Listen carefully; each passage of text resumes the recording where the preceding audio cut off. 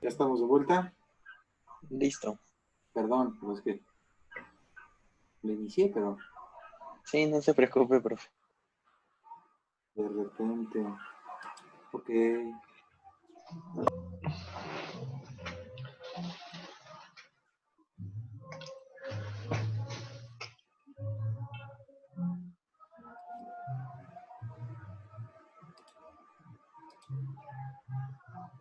ya está. Vamos de nuevo. Listo, profe. Ya se ve. Listo, ok. ¿Ya se ve? Perfecto. Entonces Sí, profe. estábamos platicando esto, ¿no? Sí. De que justamente al dividir un cubito tiene 6 centímetros cuadrados de área, ¿no? Y un volumen de 1 centímetro cúbico, al final de cuentas. Si lo dividimos en 10 a la 6 cubitos, ¿sí? El área total se nos va hasta 600 centímetros cuadrados. Porque la canción, ¿sí? Es decir, se nos multiplica por 100. Entonces, al hacer más pequeñas las partículas, aumenta su área superficial, pero exponencialmente. Eso es muy importante ahorita que vamos a ver también el tema de catálisis. ¿Por qué? Porque no sé si han oído que los nanomateriales y no sé qué tanto, bueno, pues es justamente por eso. Al incrementarse, ¿sí?, la molienda, es decir, al reducir el tamaño de nuestras partículas, aumentamos el área expuesta que tienen y al aumentar el área, aumentamos el contacto con reactivos y se aumenta la rapidez de las reacciones, ¿sí? Ahora, la temperatura del sistema. La temperatura justamente de casi todas las reacciones aumenta, la velocidad aumenta siempre al elevar la temperatura. Un aumento de 10 grados hace que se duplique la velocidad de la reacción. Esta es una regla heurística que se sabe ya, ¿sí?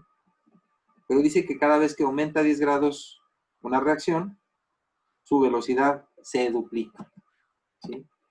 Cuanto más alta es la temperatura, justamente mayor es la energía cinética de las moléculas y lo que supone un aumento de colisiones y por consiguiente un aumento de la velocidad de la reacción, ¿sí?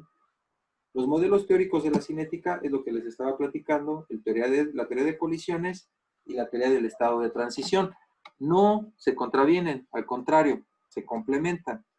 En la teoría de colisiones nos dice que las moléculas chocan.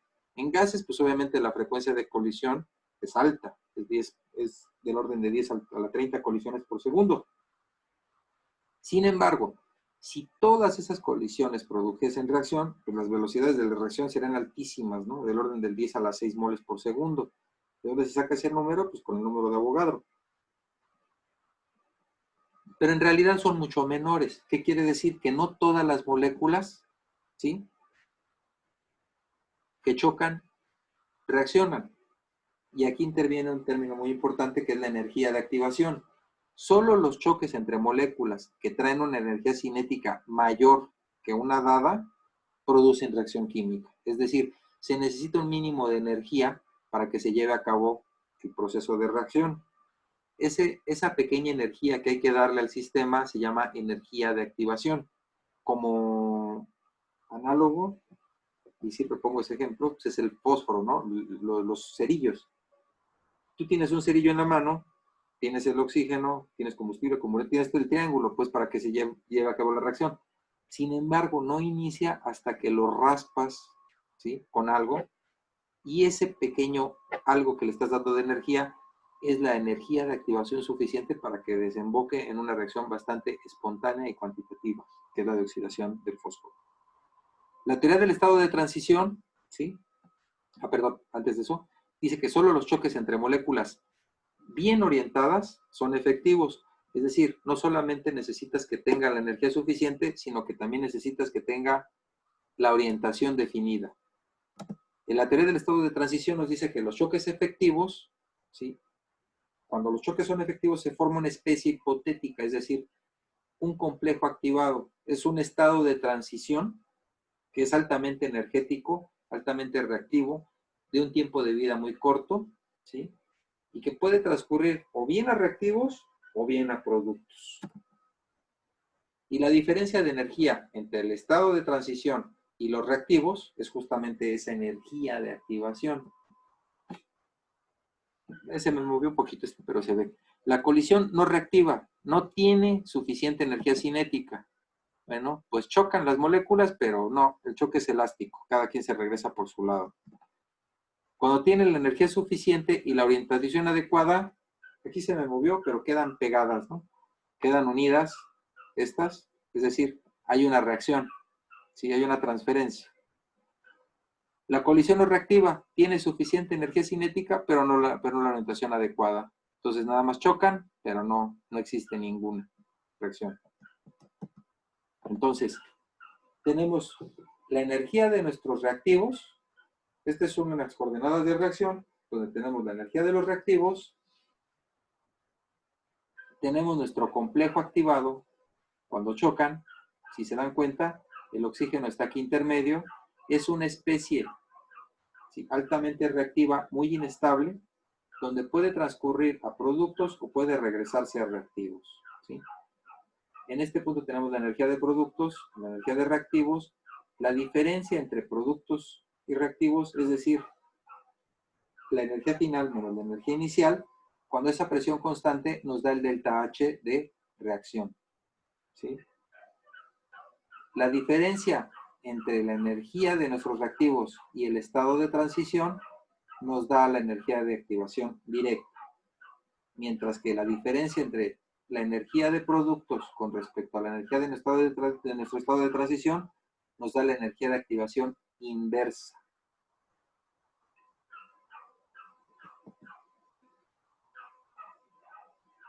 ¿Sí? Y el delta H de la reacción lo podemos calcular también a partir de las energías de activación. La directa menos la inversa, es decir, esta menos esta, nos va a dar justamente nuestro delta H de reacción.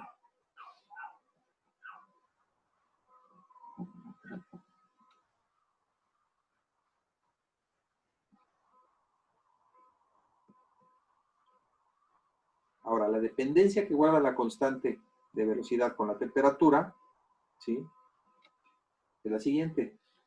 La velocidad de una reacción aumenta con la temperatura.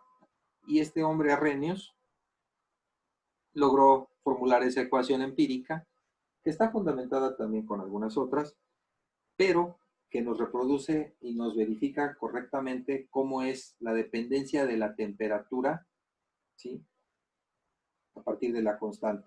Esta constante es la constante cinética y nos dice que la constante no va a ser otra cosa más que el factor preexponencial por la exponencial del menos la energía de activación entre RT.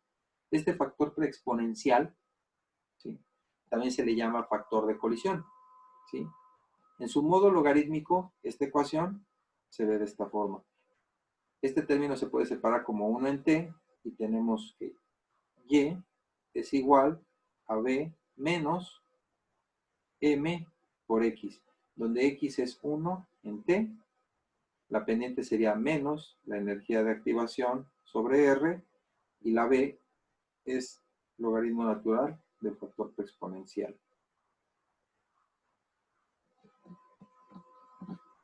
Ya le rayé ahí donde tenía que haber dejado.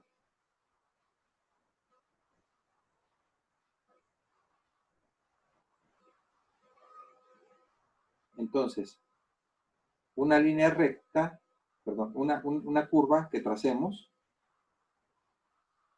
del logaritmo natural de k versus 1 en t, nos va a dar una pendiente que va a ser la energía de activación entre r, ¿sí? Cuando tenemos solamente dos puntos, ¿sí?, es decir, tenemos logaritmo natural de k2, logaritmo natural de k1, cuando solamente nos dan dos puntos, pues podemos simplificar esto, ¿no? ¿Y cómo nos queda? Bueno, nada más haciendo la resta de ambas, ¿sí? Si se dan cuenta, nos queda esto. Y lo podemos expresar como el logaritmo natural de la K2 entre la K1 es igual a la energía de activación sobre R por 1 sobre T2 menos 1 sobre T1.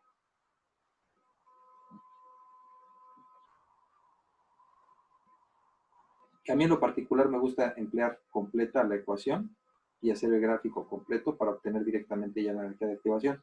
Perdón, el factor exponencial, porque se dan cuenta, en este punto, como es el mismo, ¿sí?, se anula y no aparece. Entonces, esta parte de aquí nos representa el logaritmo natural del cociente de las constantes contra 1 en t. Vamos a ver un ejemplillo, porque ya creo que se me durmieron. ¿Sí están por ahí aún? Sí, todavía estamos aquí, profe. Perfecto. Profe, ¿le puede regresar tantito la anterior? Sí, cómo por no, favor? con gusto. Sí. Háblenme, no sean malos. Acá estamos. Aquí estamos, profe.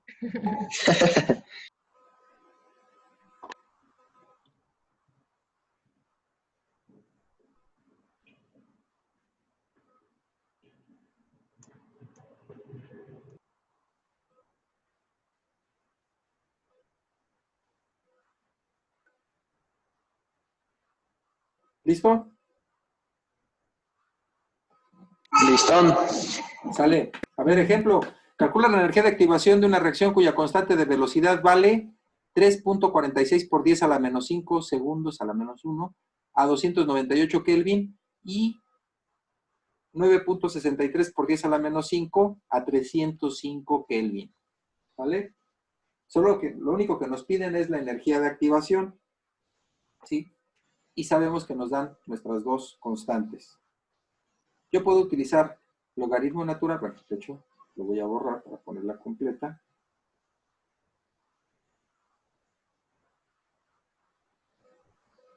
¿Sí?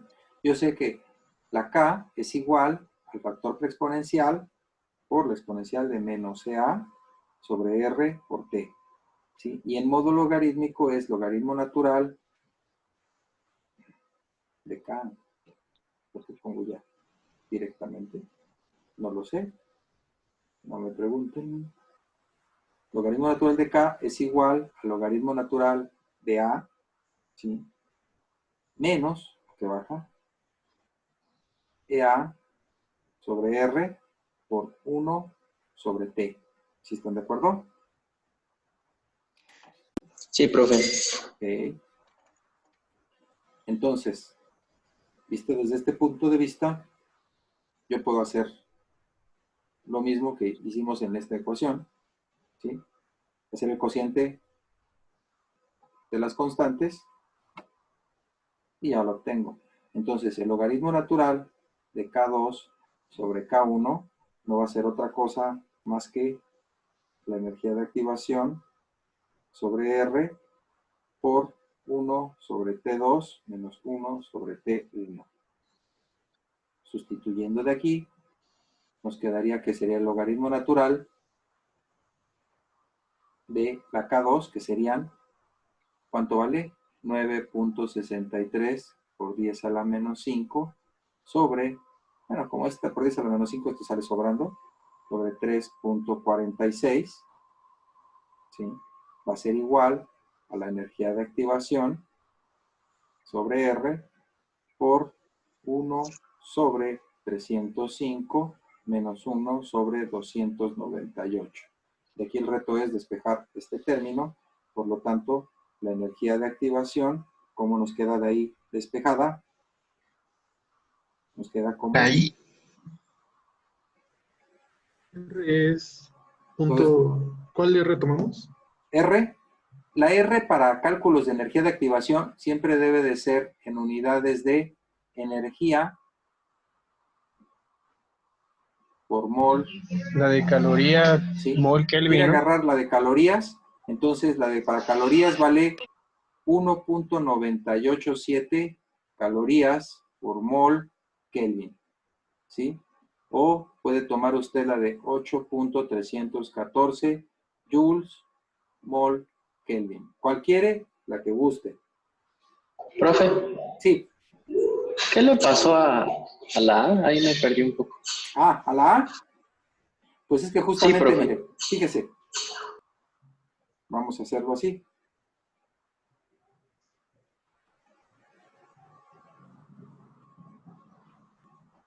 Y voy a regresar al anterior para que vea. En este punto están restando, si se da cuenta, 2 de 1. ¿Sí está de acuerdo? Aquí nos queda logaritmo natural de la K2 menos la K1, ¿sí?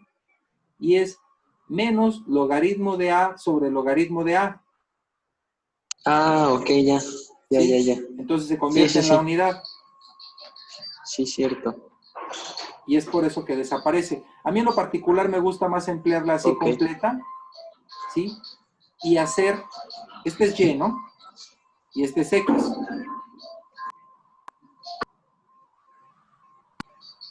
Sí, sí, sí. Entonces, la pendiente, que es lo que a mí me interesa evaluar, es este término. Yo sé que la pendiente es Y2 menos Y1 sobre X2 menos X1, lo que sería lo mismo, ¿sí?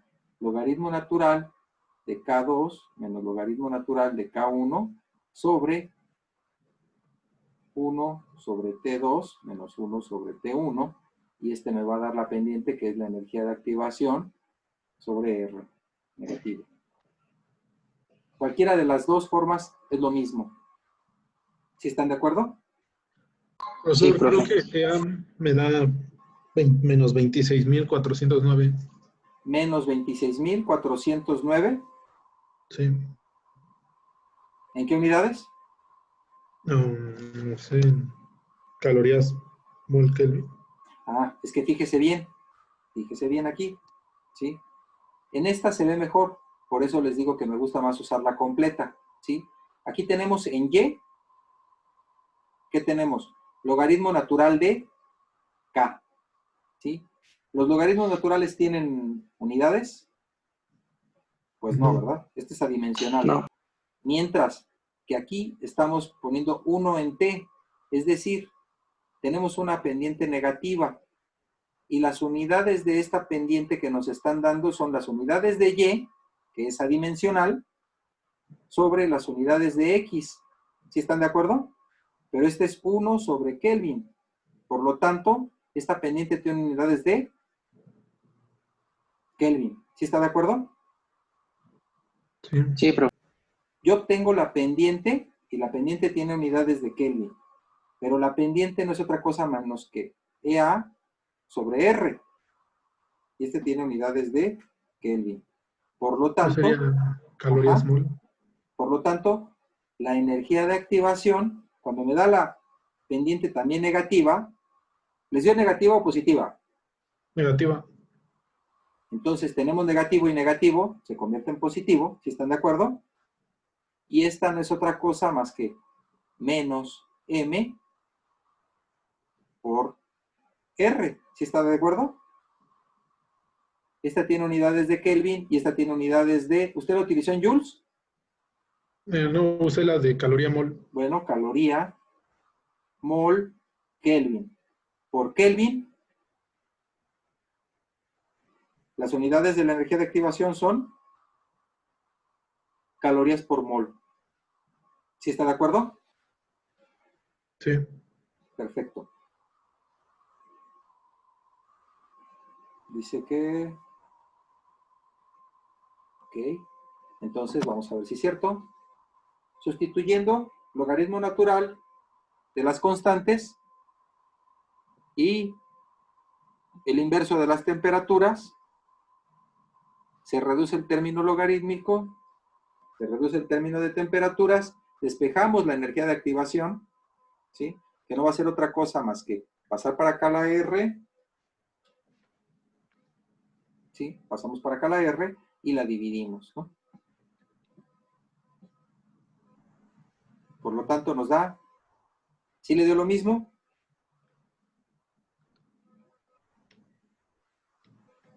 Pues no, porque usted la tomó en calorías. A mí Y la me está tomando dio en joules. 110.499 joules, que son como 110.49. Pero, Kilojoules. Sí, aquí lo ajá, redondean. Billy cobardemente la redondean. ¿en Pero sí está calorías bien. cuánto le daría? ¿Perdón? ¿En calorías cuánto sería? Ah, pues haga la conversión. ¿A cuánto equivale una caloría? Eso es con la de 8.314, ¿no? Ajá, de joules. Sí, ya lo hice con esa y me dio 110. O Sí, 10 a la 5. sí, así es. Entonces, otro ejemplillo, calcula la constante de velocidad de una reacción a 305 si su valor a 298 es de 3.46 por 10 a la menos 5 y su energía de activación es de 111 kilojoules por mol. Ahora, aquí nos daban arriba las dos constantes y las dos temperaturas. Ahora nos piden, ¿sí? Aquí nos piden la energía de activación. Ahora, aquí nos dan la energía de activación y nos piden evaluar su constante a otra temperatura. ¿De qué se trata ahora? Bueno, de despejar la K2. Tengo la energía de activación, tengo la R, tengo las temperaturas y tengo una de las constantes. Despejamos de aquí la K. Por lo tanto, a todo este número, para empezar, le vamos a tener que sacar exponencial y posteriormente pasar multiplicando la K1. ¿Sí están de acuerdo? Sí, profe.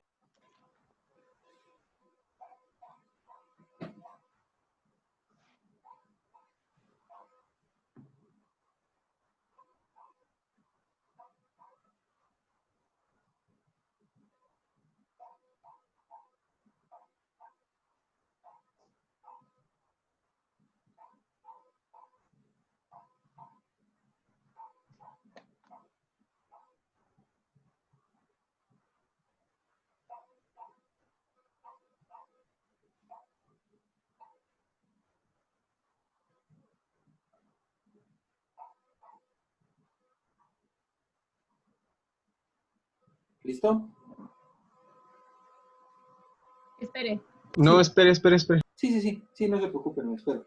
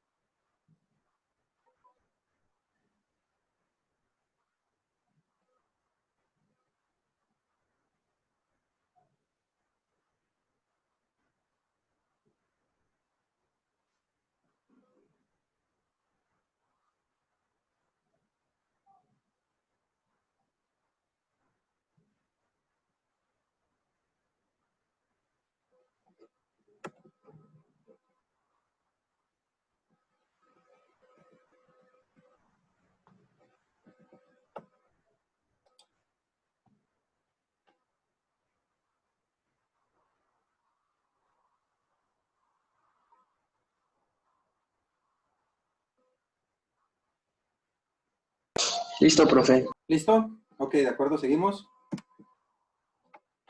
Vamos a entrarle a la catálisis heterogénea. ¿De qué se trata? Ahorita ya vimos cómo se formula la ecuación de rapidez, de qué depende. Ya vimos a Arrhenius, que es la dependencia de la temperatura, la dependencia de la concentración es directa, pues ahora vamos a entrarle un poquito a lo que es la catálisis. Entre a la heterogénea, sin embargo, también sabemos que existe la homogénea. Sin embargo, la más estudiada y la que más retos representa es la heterogénea. ¿Y por qué? Bueno, porque al encontrarse el reactivo y el catalizador en fases distintas, comenzamos con problemitas, bueno, no son problemitas, sino son más bien particularidades de fenómenos de superficie, fenómenos de transporte y transferencia de masa. Es por eso que se le pone un poquito más de énfasis a la heterogénea, ¿sale? Entonces, la catálisis como tal es un fenómeno que ocasiona cambios en la velocidad de las reacciones químicas. Puede ser homogénea, puede ser heterogénea, como les comentaba. ¿Sí? Este señor Berzelius, no sé cómo, para saber siquiera de quién fue el que lo propuso, este señor propone que existen sustancias que pueden justamente acelerar los cambios químicos. Ándale, se oye ruido. Creo que esta presentación trae ruidillos, no se espanten. Entonces, un catalizador heterogéneo justamente es una sustancia que acelera una reacción química y que al final de la misma se recupera sin sufrir cambios. Esto es lo ideal, ¿sí? Lo ideal. Es una conceptualización muy ideal. Sabemos que sí existe algún cambio con respecto al inicio y al final. No hay ningún catalizador que sea eterno. Tienden a envenenarse y hay que regenerarlos, ¿sí? Pero así de que sin sufrir ningún cambio, pues no, ¿verdad? Ahora, aceleran, sí, aceleran, pero también hay inhibidores. Vamos a ver de qué se trata, ¿sí? ¿Cómo es que sucede una reacción? Pues justamente este señor Gibbs estableció que las reacciones, ¿sí?, se llevan a cabo a partir de asociaciones y transiciones energéticas. En ocasiones es necesario dar energía para que la reacción ocurra y en otras es necesario, pues, retirarla. Es decir, hay reacciones exotérmicas y endotérmicas. Este ya es más de lo mismo y eso creo que ya se lo saben más que bien. ¿Qué significa un delta H negativo y qué significa un delta H positivo? ¿Cuál sería endotérmico y cuál sería exotérmico?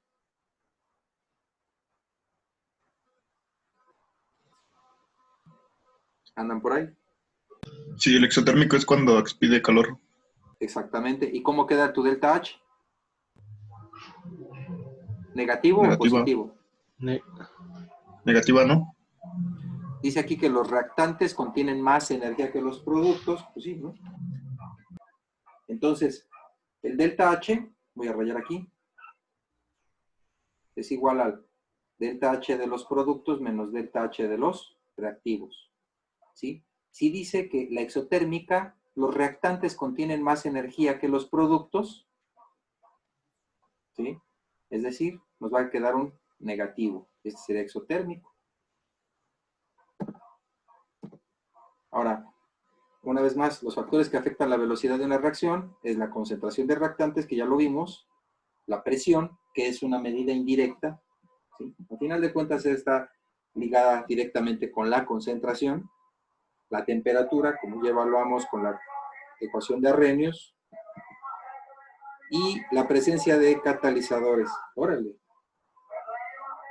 ¿Sí se oye? Me escucho más al que está vendiendo. Yo también, caray. Espérese tantito que quién sabe qué vende.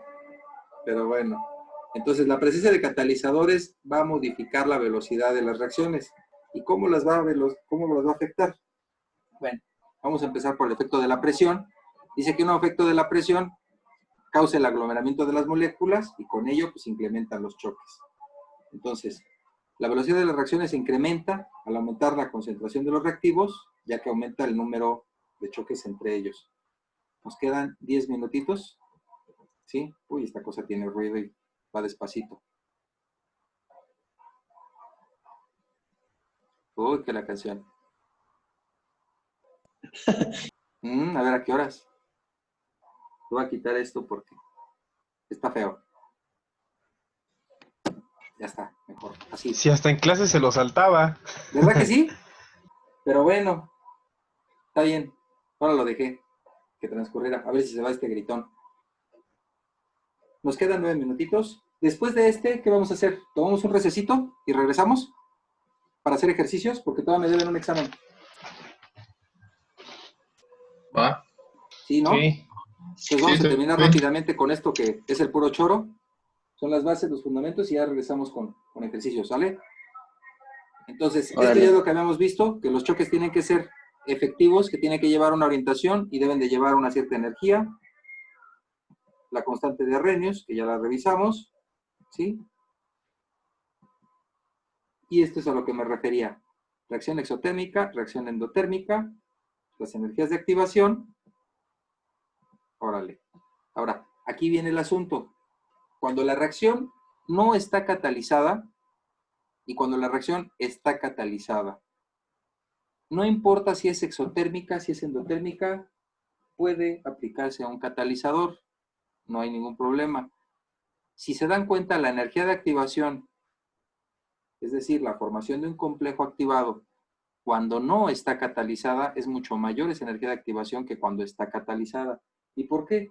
Bueno, pues porque los catalizadores brindan un mecanismo diferente de reacción, bajando esa energía de activación para que sean más lábiles la formación y rompimiento de enlaces y se lleve a cabo los procesos. ¿Sí? Ahora, existen también catalizadores negativos o inhibidores que les llaman también. ¿A qué se refiere con catalizador negativo o inhibidor? Bueno, pues son especies que justamente, como se ve aquí, esta es la de sin catalizador, aumentan la energía de activación desfavoreciendo cierta reacción. Y los catalizadores positivos bajan esa energía de activación, facilitando la transición de reactivos a productos.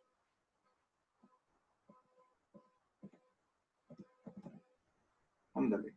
Entonces, un catalizador, esto es bien importante, no lo deben de perder de vista jamás. Un catalizador no puede llevar a cabo reacciones termodinámicamente imposibles. Si tenemos un delta G positivo, así le agregues los catalizadores del mundo, no lo vas a hacer cambiar. O sea, vamos, está desfavorecida termodinámicamente y no se va a llevar a cabo esa reacción. La constante de equilibrio tampoco se ve afectada por la presencia de los catalizadores. Es decir, la cuantitatividad de la reacción, es cuánto producto se forma a partir de qué reactivo, ¿sí? La constante de equilibrio termodinámica, que es la que nos relaciona los productos con respecto a los reactivos, no se va a ver modificada, ¿sí? Entonces, la constante de equilibrio no se ve modificada por la presencia de catalizadores. El calor de reacción de una reacción catalizada es exactamente el mismo que una reacción no catalizada. Es decir, los catalizadores respetan toda la termodinámica. Si la reacción se lleva a cabo a una presión constante, el calor de reacción es igual al cambio de entalpía. Sí, y solo sí, si esa presión constante, podemos hacer esta aseveración. ¿Sí? Aquí se ve el efecto de un catalizador sobre el equilibrio. Si tenemos una conversión al equilibrio, ¿sí? Agregamos catalizador y no vamos a obtener más allá de lo que el equilibrio nos permite. Lo que sí nos permite es que a un menor tiempo, ¿sí? Esta sería una conversión a este tiempo, cuando nosotros ponemos catalizador, aumenta la conversión. Es decir, podemos alcanzar una conversión máxima a un menor tiempo que sin el uso de catalizadores. Es decir, solamente aceleró la reacción, si están de acuerdo. Pero no vamos a pasar de la conversión al equilibrio, ¿eh? Ahora, con el efecto de la temperatura ocurre lo mismo, ¿sí? En el equilibrio, ¿sí? Sabemos que ya se dicta una conversión. Esta sería la conversión al equilibrio con respecto a la temperatura. Lo estábamos viendo con respecto al tiempo, ahora lo vemos con respecto a la temperatura. A una temperatura más noble se logra una conversión mayor con el uso de catalizadores. Es más, a esta temperatura ya se alcanzó prácticamente el máximo de conversión, ¿sí? La conversión es constante y nunca la vamos a rebasar.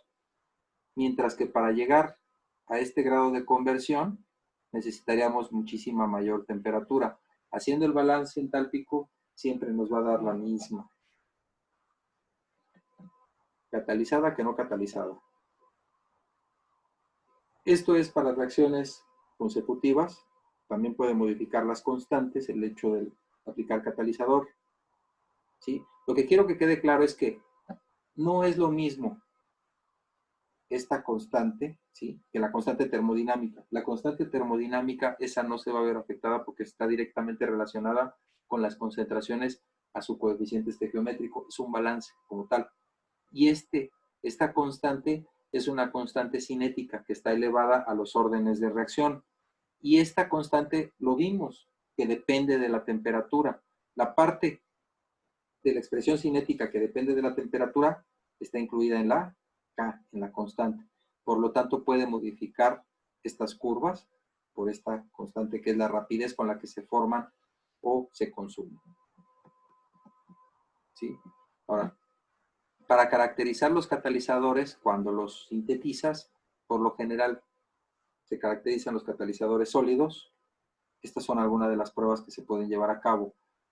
Debemos determinar las propiedades térmicas para evaluar que justamente son estables a las temperaturas de reacción, las propiedades texturales para conocer su área superficial, sus diámetros de poro, para saber si son capaces o no de procesar las moléculas del tamaño como las tenemos, ¿sí? Las propiedades estructurales que nos da la difracción de rayos X para saber su empaquetamiento y su distribución espacial, para saber su conformación y su reactividad de acuerdo a su fase. Y las propiedades ácido-base. Es muy importante esto porque la mayoría de las reacciones se llevan a partir de especies reactivas, es decir, cationes, aniones o radicales libres, y el grado de acidez o de basicidad sobre los catalizadores es un punto esencial. La síntesis de los catalizadores pueden ser másicos, de solo el metal, o pueden ser soportados. Los másicos, única y exclusivamente constituidos de la fase activa, pueden ser metales, como tal, en particular metales de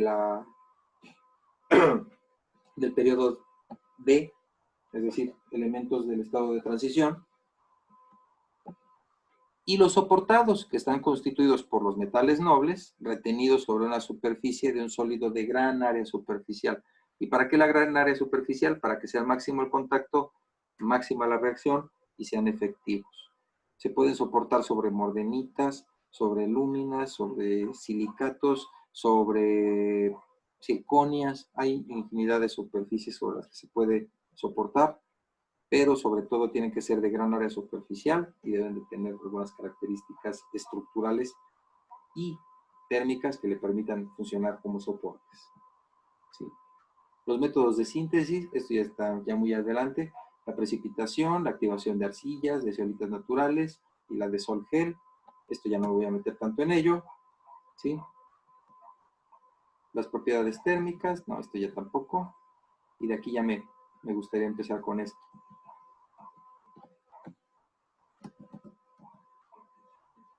Me queda menos de un minuto. ¿Qué les parece si tomamos un pequeño descanso? Sí, profe, ¿de Son cuándo? las 2:20. Nos vemos a las 2:30. Órale, está bien. ¿Sí? ¿Les parece? Sí, profe. Sí, Órale. Ahorita nos vemos entonces a las 2:30. órale, gracias, profe. Gracias, bye. Bye.